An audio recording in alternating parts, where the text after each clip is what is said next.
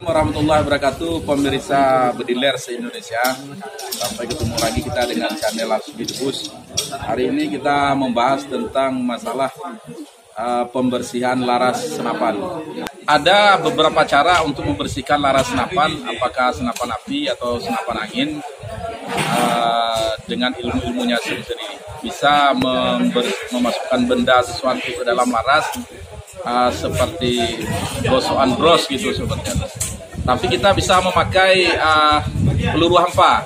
Jadi kalau untuk senapan api biasanya untuk membersihkan laras di samping diminyain, kita bisa memakai yang namanya peluru hampa. Karena peluru hampa tersebut memang ditembakkan untuk membersihkan radius sisa-sisa laras yang kotor. Kalau untuk unit angin seperti PCP,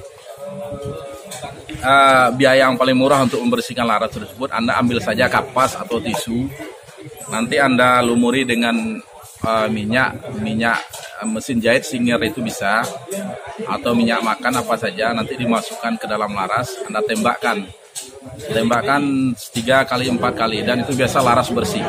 Tapi kalau untuk unit api seperti ini, Anda bisa pakai peluru hampa.